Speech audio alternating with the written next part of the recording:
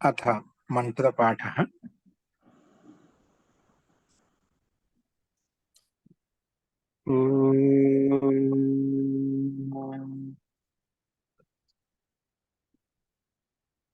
सहनाववतु सहनौ भुनक्तु सह वीर्यं करवावहै तेजस्विनावधीतमस्तु मा विद्विषावहै। ओम शांति शांति शांति।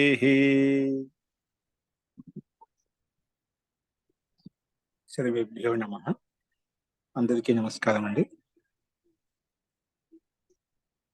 మనము అష్టాధ్యాయ క్రమ పాఠంలో 4వ అధ్యాయంలో 3వ పాదం చూస్తున్నాము. అందులో నిన్న 121వ సూత్రం వరకు మనం చూసాము. ఈరోజు అక్కడి నుంచి ముందు సూత్రాలను చూద్దామండి. నిన్న చెప్పిన పాఠంలో ఏదైనా సందేహాలు ఉన్నాయా?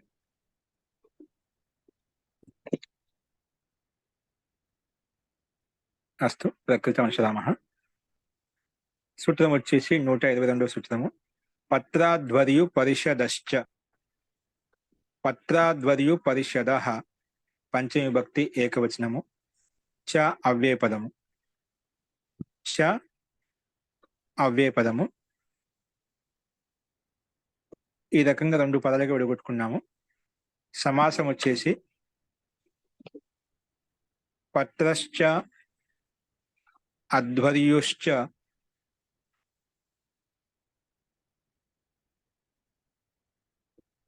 పరిషదశ్చ. అంటే పత్రశ్చ అధ్వర్యుశ్చ పరిషదశ్చ ఇది పరిషదం. ఇది సమాహార ద్వంద్వ సమాసము.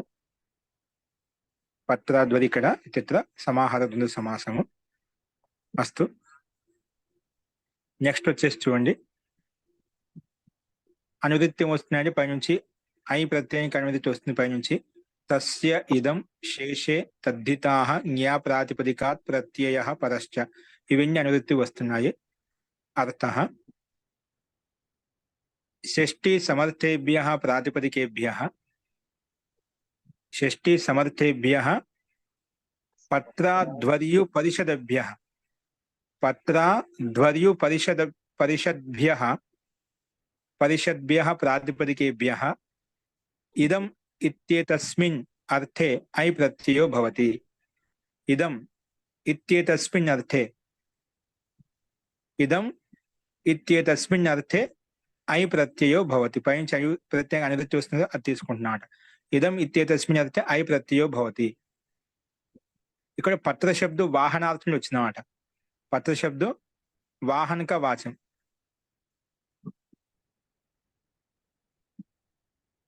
గోడాది వాహనం చెప్పుకున్నాం పైన, గుర్రాది వాహనం అని చెప్పుకున్నాము. ఇక్కడ వాహన రూపంలో మనం శబ్దాన్ని తీసుకున్నాం, పత్ర శబ్దానికి అర్థం. సో ఈ రకంగా మనకు షష్ఠి సమర్థవంతమైనటువంటి పత్ర అధ్వర్యు పరిషత్ ఈ ప్రాతిపదికములతోటి ఇదం అనే అర్థంలో ఐ ప్రత్యయం వస్తుంది అని చెప్పి ఈ సూత్రం యొక్క అర్థం చెప్పుకున్నాం. ఉదాహరణకు గర్దభస్య ఇదం అంటే గాడిదది ఇది అనే అర్థంలో. గర్దభస్య ఇదం గార్దభం. అశ్వస్య ఇదం ఆశ్వం. ఉష్ట్రస్య ఇదం ఔష్ట్రం. అలాగే అధ్వర్యోః ఇదం, అధ్వర్యు శబ్దానికి సప్తి విభక్తి ఏకవచనంలో అధ్వర్యోః వస్తున్నాడు. అధ్వర్యోః ఇదం ఆధ్వర్యం. పరిషదశ్చ ఇదం పారిషదం. అంటే పరిషద్కి సంబంధించి ఇది, అధ్వర్యుకి సంబంధించింది ఇది, అశ్వ గుర్రానికి సంబంధించి ఇది, ఏనుగుకు సంబంధించి ఇది. అంటే దానికి సంబంధించిన ఇత్యాది శబ్దాలు ఏమైనా తీసుకోవచ్చు మనము. అస్తు.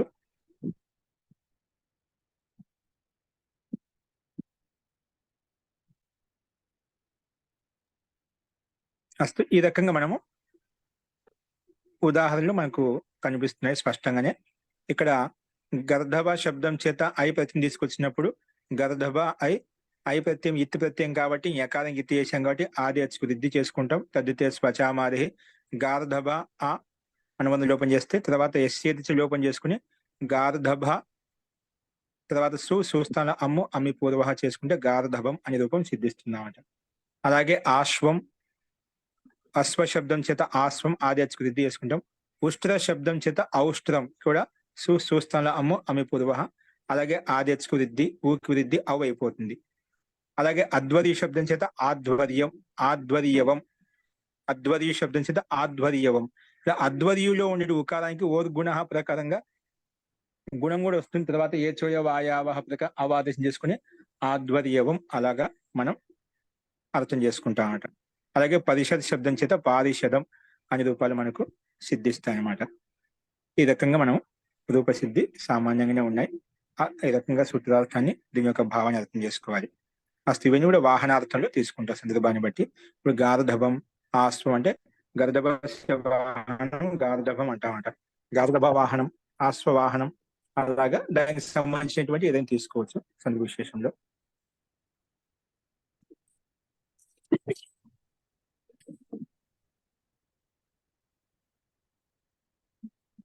నెక్స్ట్ చూడండి, హలసీరాఠక్. హలసీరాఠక్, హలసీరా పంచమి విభక్తి ఏకవచనము, ఠక్ ప్రథమ విభక్తి ఏకవచనము. సమాస హలశ్చ శీరశ్చ ఇది. హలశీర శబ్దం ఒకే పదం అండి. హలశీర రెండు పదాలు తీసుకున్నారు, హలశీర కలిపి చెప్పాం కాబట్టి సమస్త పదం కదా. హలశ్చ శీరశ్చ ఇది హలశీరం. ఇది ఇత్యర్థ సమాహార ద్వంద్వ సమాసము. అనువృత్తి వచ్చేసి తస్యేదం శేషే తద్ధితాః జ్ఞా ప్రాతిపదికాత్ ప్రత్యయః పరశ్చ. ఇవన్నీ అనువృత్తి వస్తున్నాయి. అర్థః షష్ఠీ సమర్థాభ్యాం హలశీరా ప్రాతిపదికాభ్యాం ఠక్ ప్రత్యయో భవతి ఇదం ఇత్యేతస్మిన్ అర్థే. ఇప్పుడు షష్ఠీ సమర్థవంతమైనటువంటి హల ప్రాతిపదికము, షష్ఠీ సమర్థవంతమైనటువంటి శీర ప్రాతిపదికం. అందుకే షష్ఠీ సమర్థాభ్యాం హలశీర ప్రాతిపదికాభ్యాం ఠక్ ప్రత్యయో భవతి. సూత్రంలో ఠక్ ప్రత్యయం విశేషంగా విధానం చేసింది అనమాట. ఠక్ ప్రత్యయో భవతి ఎప్పుడు, ఏ అర్థంలో? ఇదం ఇత్యేతస్మిన్ అర్థే అంటే దేనిది ఇది ఇని అర్థం చెప్పడంలో మనకు ఠక్ ప్రత్యయం వచ్చింది. హలస్యదం హాలికం, అలాగే శీరస్యదం శైరికం. శైరికం అంటే చూడాలి. హలస్య అంటే మనం నాగలి హల అంటాం కదా, అది తీసుకుంటాము. హలస్యదం అంటే హలానికి సంబంధించింది ఇది, దాన్ని హాలికం అంటాం. ఓ హాలానికి సంబంధించిన హాలికం అంటాం. అలాగా శీరస్యదం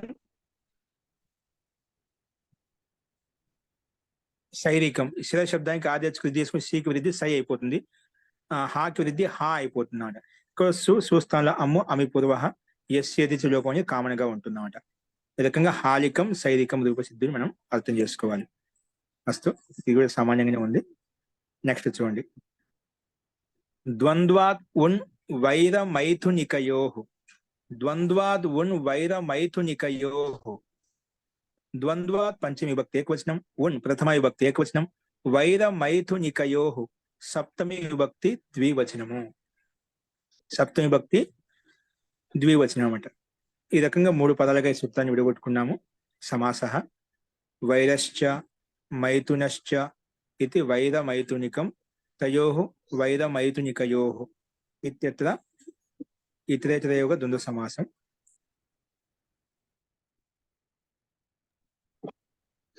నెక్స్ట్ చూడండి,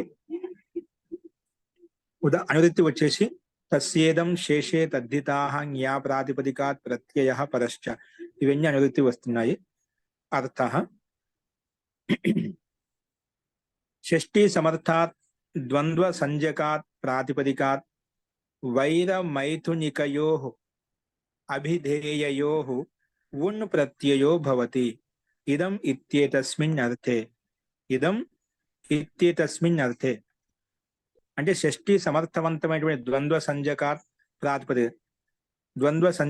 ప్రాతిపదికాత్ వైర మైథునిక యోః అంటే వైర శబ్దము మైథున శబ్దం, ఈ రెండు శబ్దాల చేత ద్వంద్వ సంజ్ఞకాది ద్వంద్వంతో యుక్తమై ఉండాలంట. అంటే ద్వంద్వం అంటే ఏమిటి? పరస్పరం ద్వంద్వం. ఇప్పుడు పిల్లికి ఎలుకకు ద్వంద్వం, అలాగా కొన్ని పక్షులకు ద్వంద్వాలు ఉంటాయి, వ్యక్తులకు ద్వంద్వాలు ఉంటాయి. అలాగా ఏదైనా విరుద్ధమైనటువంటి ద్వంద్వాత్మకమైన శబ్దాలు తీసుకోవాలి.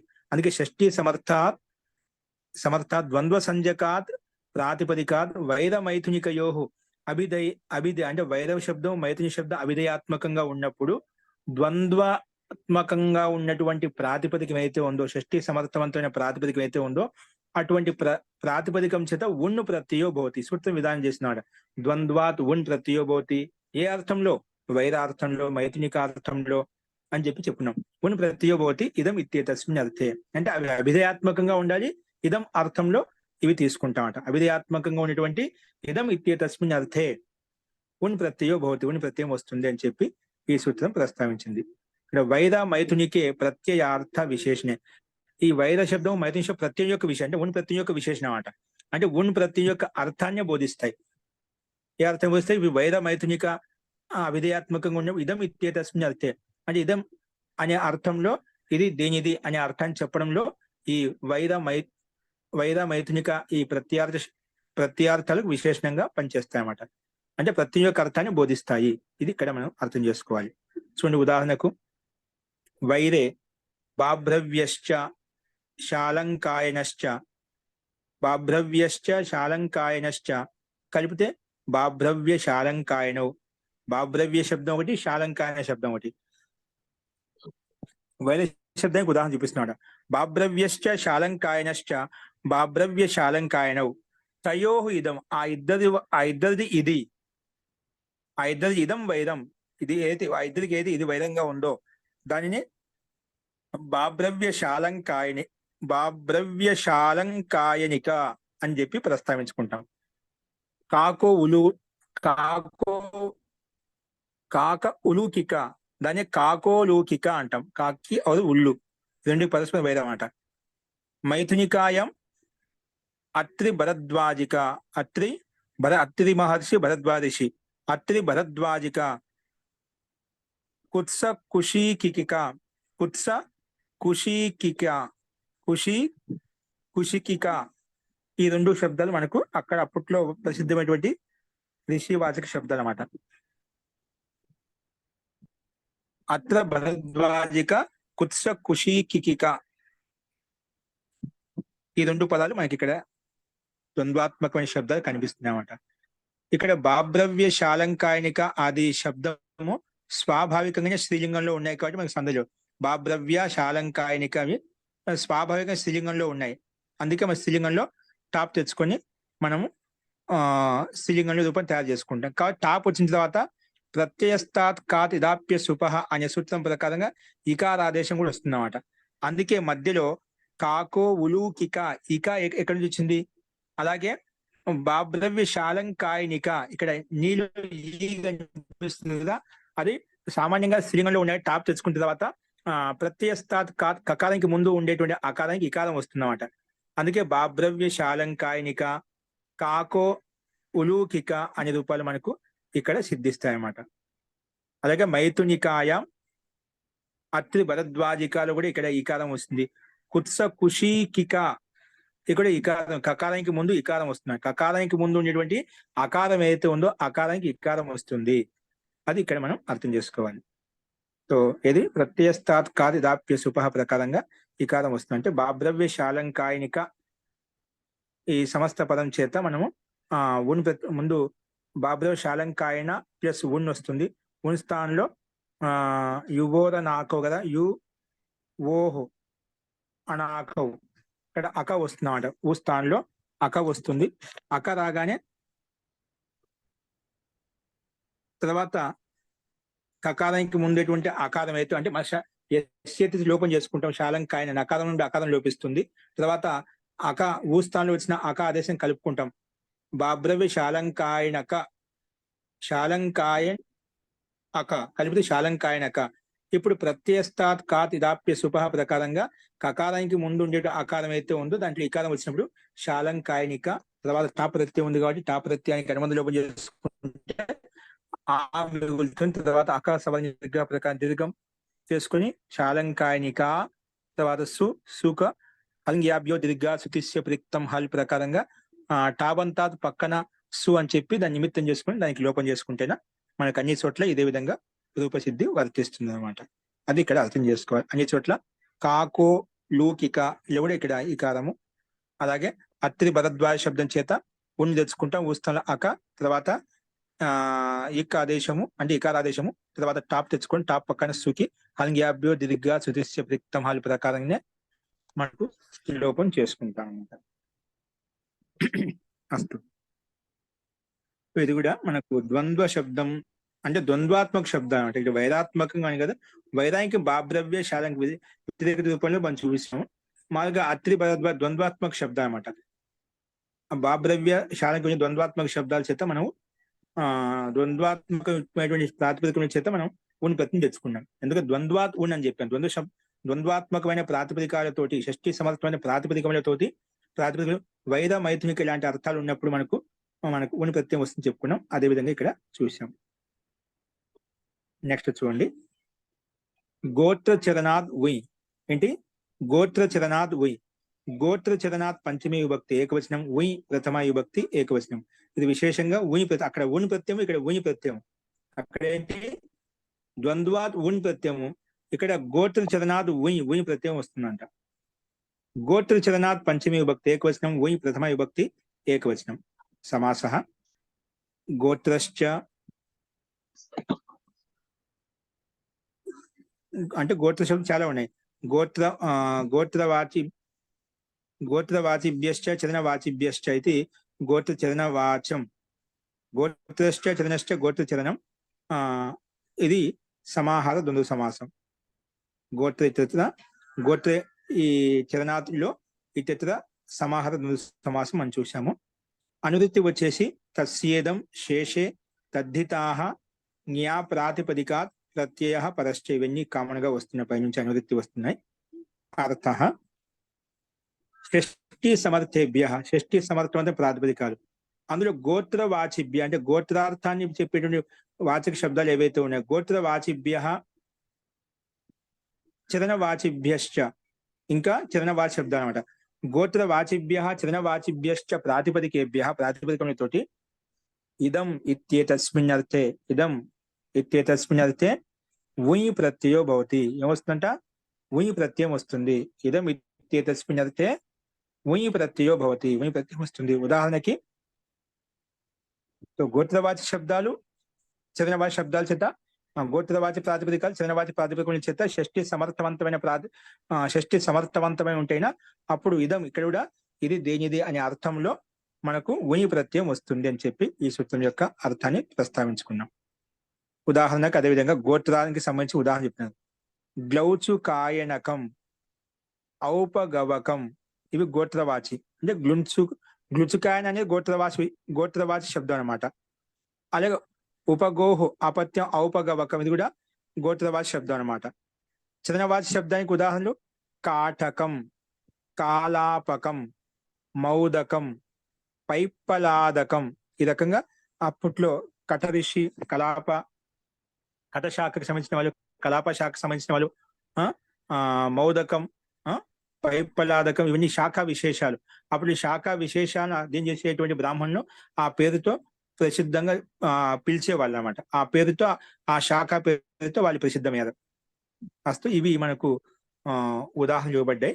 ఇక్కడ గ్లుచుకాయన శబ్దం, ఏంటి శబ్దం అంటే గ్లుచుకాయన. గ్లుచుకాయన అనే ప్రాతిపదికం చేత షష్ఠి సమర్థవంతమైన గస్ తెచ్చుకుంటాము. తర్వాత మన గోత్ర చరణ వాచి శబ్దం కాబట్టి గోత్ర చరణాద్ ఉయ్ అనే ప్రకృతి సూత్రం ప్రకారంగా ఉయ్ వస్తుంది. ఉయ్ రాగానే కృత్ ఉయ్ గణమంది లోపం చేసుకుంటాం. తర్వాత కృత్ తద్దిత సమాసాశ్చ ప్రకారంగా మొత్తానికి ప్రాతిపదిక సంజ్ఞ ఉంది కాబట్టి సుపోధాతు ప్రాతిపదికయో ప్రకారంగా గ్లుచుకాయన ప్లస్ ఇంగస్ కదా, అంగస్ కి సుపోధాతు ప్రాతిపదికయో ప్రకారం సుప్లుక్ చేసుకుంటాము. అప్పుడు గ్లుచుకాయన ఉయ్, ఉయ్ స్థానం ఊ మిగిలింది. దానికే యువోర నాకో ప్రకారంగా యువోర అన్న అకౌ. ఇక్కడ ఊ కాబట్టి ఇక్కడ అక వస్తున్నామాట. ఏమొస్తుంది? అక వస్తున్నామాట. అక్కడ ఉని ప్రత్యయానికి ఉయి ప్రత్యయానికి స్వరభేదం అండి. ఇంకా అనుబంధ లోపం ఉంది కాబట్టి స్వరభేదం వస్తుందన్నమాట. అక వస్తుందన్నమాట. గ్లుచుకాయన అక, ఊ స్థానంలో అక వచ్చింది. తర్వాత ఎస్సేతి లోపము గ్లుచుకాయన్ అక కలిపితే గ్లుచుకాయనక. తర్వాత ఆదేచ్చుకు రిద్ది చేసుకుంటాం. గ్లౌచుకాయనక. తర్వాత సుస్థానంలో అమ్ము అమి పూర్వ చేసుకుంటే గ్లౌచుకాయనకం అలాగ రూపం సిద్ధిస్తుందన్నమాట. అలాగే ఉపగోహ అపత్యం ఔపగవకం. ఉపగు శబ్దానికి ఉని ప్రతి తెచ్చుకుంటాం. ఉయి స్థానంలో అక వస్తుంది. తర్వాత ఆదేశకు రిద్ది చేసుకుంటే ఔపగవు అక మళ్ళీ ఉపగులో ఉండేటువంటి ఉకారానికి ఓర్గుణాపక గుణం చేసుకుంటాం. ఔపగో అక ఏచోయ వాయావహ ప్రకారంగా అవ ఆదేశం చేసుకుంటే ఔపగవక, తర్వాత సుస్థానంలో అంటే తర్వాత ఎస్చేతి లోపము చేసుకుంటాం. తర్వాత అక కలుపుకున్నప్పుడు ఔపగవక, తర్వాత సుస్థానంలో అమ్ము అమి పూర్వ చేసుకుంటే ఔపగవకం అలాగ రూపం సిద్ధిస్తుంది. అలాగే కట ప్రాతిపదికం చేత కాటకం ఇక్కడ ఆదేశకు వృద్ధి చేసుకుంటే కాటకం, అక ప్రతి తెచ్చుకున్న తర్వాత స్థానంలో అక వస్తుంది. అలాగే కలాప శబ్దం చేత కాలాపకం కూడా ఆదేశకు వృద్ధి.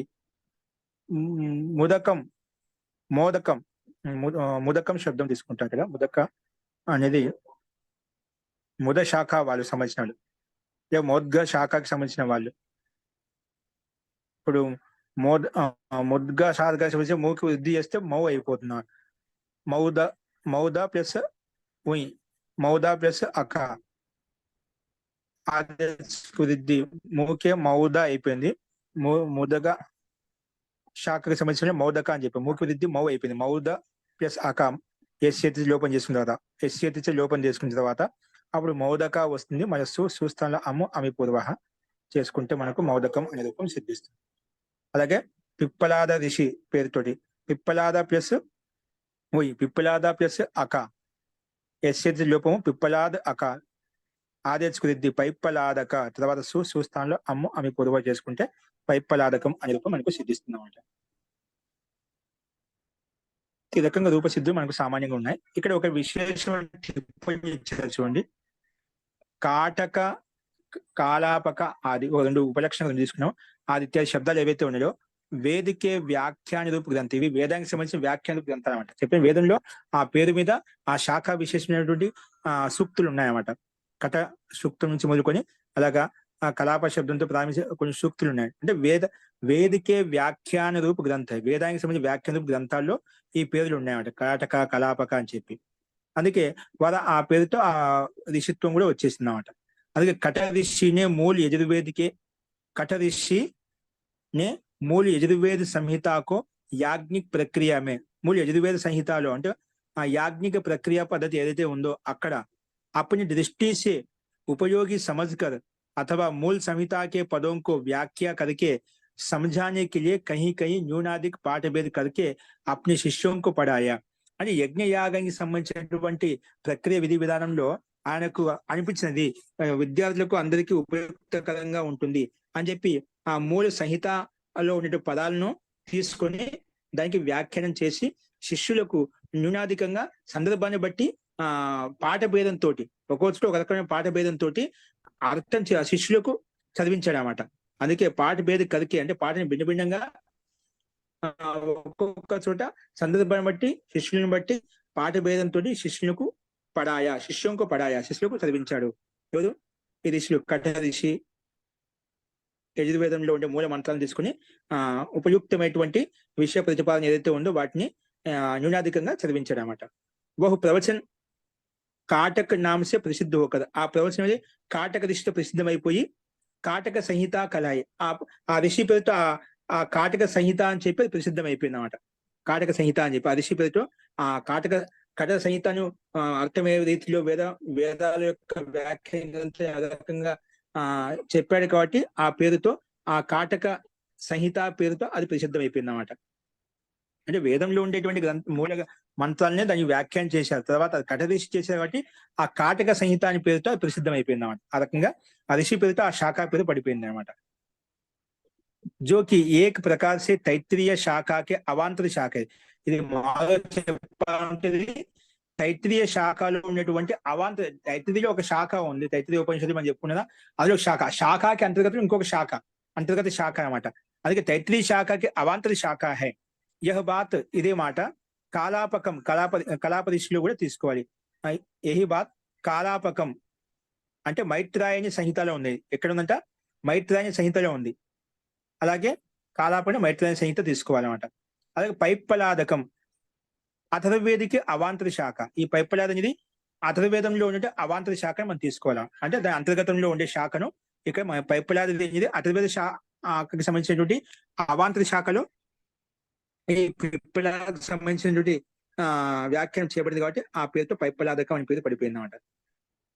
ఈ రకంగా ఏ విధంగా కట మహర్షి విషయంలో మనం అర్థం చేసుకున్నాం, అలాగే కాలాపకం విషయంలో కూడా అదే విధంగా అర్థం చేసుకోవాలి అని చెప్పి, అలాగే మిగిలిన విషయాలు కూడా ఇదే విధంగా తీసుకోవాలని చెప్పి ఇక్కడ సంకేతించబడింది అనమాట. యహా యహ ఔర్ సమజ్ లేని చాహియే, యహా ఇంకా అర్థం చేసుకునే బిందు ఏంటంటే, మహాభాష్యకార్ మహాముని పతంజలినే వేదికే విషయమే, మహాభాష్యకారు అనేటువంటి మహాముని పతంజలి, మహర్షి పతంజలి వేదికే విషయంలో అంటే వేద విషయంలో 1131 శాఖలను లెక్క పెట్టాడనమాట. ఎన్ని? 1130. 131 శాఖాయే గినాయి హే అంటే వేదానికి సంబంధించిన కొన్ని ముఖ్యమైనటువంటి శాఖలు ఆయన లెక్కించడం అంటే లెక్క పెట్టాడనమాట, అవసరమైనటువంటివి. ఇనిమే రిక్ యజు సామ అథర్వవేద అంటే ఇందులో కూడా 1131 సంఖ్య ఒకసారి మనకు సామధేని మంత్రాలు చెప్పిన కదా, అక్కడ 37 సంఖ్యతో పూర్తి అవుతుందని చెప్పినాము. ఆ సందర్భంలో ఇక్కడ ఇది తీసుకోవాలి.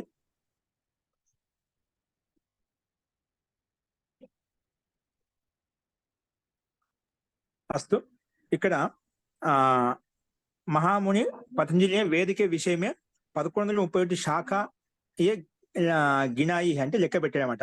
ఇందులో ఋగ్వేదము, యజుర్వేదము, సామవేదం, అథర్వవేదం ఈ 4 వేదాల నుంచి సమ్మిళిత అంటే ఈ 4 వేదాల నుంచి విశిష్టమైన మంత్రాలు ఇక్కడ తీసుకోబడ్డాయి, సంగ్రహించబడ్డాయి అనమాట. ఎవరు? మహర్షి మహాముని పతంజలి ఆయన రకంగా సంగ్రహించారనమాట. మిగిలిన 1127 ఇన్ చారం శాఖయే, ఇంకా ఇవే కాకుండా అవి 3 శాఖలు లెక్క పెట్టాడు. అలాగే మిగిలిన 1127 ఇన్ చారోంకి శాఖయే అంటే 41 శాఖలు ఏవైతే ఉన్నాయో శాఖాక విషయ్ బహుత్ గంభీర్ తథా వివేచనీయ. ఇవి అంటే 1131 శాఖలు అయితే వాటిని కొంచెం సంగ్రహించి వాటిలో చెప్పడానికి ప్రయత్నం చేశారన్నమాట. మిగిలినటువంటి 1127 ప్రశాఖలు ఏవైతే ఉన్నాయో 4 వేదాల యొక్క శాఖాక విషయ బహుత్ గంభీర్. ఆ శాఖకు సంబంధించిన విషయాలు చాలా గంభీరమైన విషయం, సూక్ష్మంగా ఉంది కాబట్టి అది వివేచనీయమైనది అంటే దాన్ని బాగా విశ్లేషించాలి, దాన్ని ఇంకా విచారించాలి. ఇస్కో బహుత్ కమ్ లోగ్ యథార్థ రూపమే సమస్తే. ఈ విషయాన్ని మిగిలినటువంటి విషయాలు ఏవైతున్నాయో చాలా తక్కువ మంది మాత్రం వాటిని అర్థం చేసుకోగలుగుతాను. చాలా తక్కువ మంది ఋషులు మాత్రమే అంటే కొన్ని విషయాలు అటువంటి సూక్ష్మ విషయాలు దానికి ఎంతో సాధన తపస్య చాలా అవసరం అనమాట. కొంతది మాత్రమే వాటిని అర్థం చేసుకోగలుగుతాం. అంటే విషయం చాలా సూక్ష్మంగా ఉంటుంది. ఇప్పుడు కొన్ని విషయాలు కర్మఫల విషయంలో మనం కర్మనో గహనో గతిని వదిలేస్తామంట. కర్మఫల విషయం ఇదం ఇత్తమని చెప్పి చెప్పడం కష్టం. స్థూలంగా మనం కొంతవరకు చెప్పగలుగుతాం, కానీ విషయాల్లో కొన్ని సూక్ష్మంగా ఉంటాయి. విషయం అర్థం చేసుకుని చాలా ఆ ఋషి యొక్క పరమాత్మ యొక్క శైలి, పరమాత్మ యొక్క సామర్థ్యం, పరమాత్మ యొక్క లీలను అర్థం చేసుకుని సామాన్య విషయం కాదు. దానికోసం విశేషం చేయాల్సి ఉంటుంది. కాబట్టి ఇవి చాలా గంభీరంగా ఉన్నాయి, అది వివేచనీయమైందని చెప్పి దాన్ని ఇంకా వ్యాఖ్యానం చేయలేదన్నమాట. ఇస్కో బహుత్ కమ్ లోగ్ యథార్థ రూపమే సమస్తే హే అని చెప్పి ఇక్కడ ఈ రకంగా ప్రస్తావించబడింది. కింది ఇదే విషయంలో ఒక టిప్పణి ఇవ్వబడింది. శాఖాకే విషయమే విశేష జానకారీ के लिए हमारी बनाई यजुर्वेद भाष्य యజుర్వేద భాష్యం ఒకటి ఉందన్నమాట. యజుర్వేద భాష్యంలో మహర్షి స్వామి దయానంద సరస్వతి గారు ఒకటి అంటే ఆయన వ్యాకరణ సంబంధించిన విషయాలు కూడా చాలా చోట్ల ఉల్లేఖించాయండి. ఆయన యజుర్వేద భాష్యంలో యజుర్వేద భాష్య వివరణ భూమిక అంటే వివరణాత్మకంగా భూమిక చెప్పండి. ఆ భూమికలో రామ్లాల్ కపూర్ ట్రస్ట్ ద్వారా ప్రకాశితమైనటువంటి ఈ గ్రంథాలు మనకు వ్యాకరణ పుస్తకాలు ఎక్కడైతే మనకు వస్తుందో అక్కడే ఈ పుస్తకం దొరుకుతుందన్నమాట. వైదిక వాంగ్మయకే ఉద్భట్ విద్వాన్ శ్రీ పండిత్ భగవద్ దత్తజీ అంటే వైదిక వాంగ్మయకే మహాన్ ఉద్భటమైనటువంటి విద్వాంసులు మంచి ప్రొఫెసర్ కూడా ఉన్నాయన్నమాట. అక్కడ ఢిల్లీ యూనివర్సిటీలో చాలా మంచి ప్రకాండ విద్వాంసులు ఉన్నాయి అతను. అప్పట్లో ఎవరు? భగవద్ దత్త జీ కృత్ వైదిక వాంగ్మయక ఇతిహాస్ ఏంటి? భగవద్ రచించినటువంటి వైదిక వాంగ్మయక ఇతిహాస్ చాలా ప్రసిద్ధమైన పుస్తకం. చాలా ఇతిహాసం మనకు తెలుస్తుంది వ్యాకరణ సంబంధి ఋషి పరంపర గురించి. ఈ నిజంగా ప్రతి ఒక్కరు చదువుకోవాలి పుస్తకం. హిందీ వచ్చిన వాళ్ళు ఖచ్చితంగా తెప్పించుకోండి. ఇంత ముందుకు చెప్పాను అంటే వైదిక వాంగ్మయక ఇతిహాస్ ఆ విషయంలో క్లుప్తంగా వివరణాత్మకంగా మన ఋషి పరంపర గురించి ఎట్లా ఏ విధంగా అని చెప్పి ఈ విషయాల్లో ఈ ప్రశాఖల గురించి ఋషుల గురించి కర్మకాండ గురించి సందర్భాన్ని బట్టి ఎక్కడెక్కడ ఏ రకమైన ఉల్లేఖన చేయాలో ఆ రకంగా విస్తృత వ్యాఖ్యానం చేయబడిందన్నమాట. అక్కడ వైదిక వాంగ్మయక ఇతిహాస్ నే ప్రథమ భాగంలో ఈ సందర్భాన్ని శాఖ విషయంలో మనకు చాలా విశేషమైనటువంటి జ్ఞానం అక్కడ మనం తెలుసుకోవచ్చు, దానికి సంబంధించిన విషయాన్ని ప్రతిపాదించుకోవచ్చు అని చెప్పి ఇక్కడ సంకేతం ఇవ్వబడిందన్నమాట మనకి ఆ పుస్తకంలో. దీనికి సంబంధించిన విషయ ప్రతిపాదన మనకు కనిపిస్తుంది చెప్పి. అస్తు, ఈ రకంగా మనం విషయాన్ని ప్రస్తావించుకున్నాము. అస్తు, ఇందులో చెప్పిన వాటి రకం సందేహాలు ఉన్నాయా?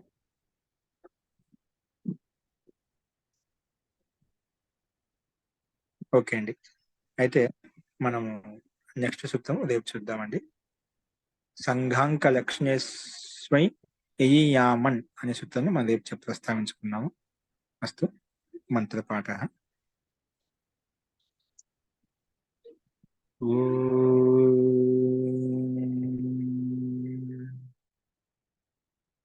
సర్వే భవంతు సుఖినః, సర్వే సంతు నిరామయాః, సర్వే భద్రాణి పశ్యంతు, మా కశ్చిత్ దుఃఖభాగ్ భవేత్. ఓం శాంతి శాంతి శాంతి. సర్వేభ్యో నమః. అందరికీ నమస్కారం.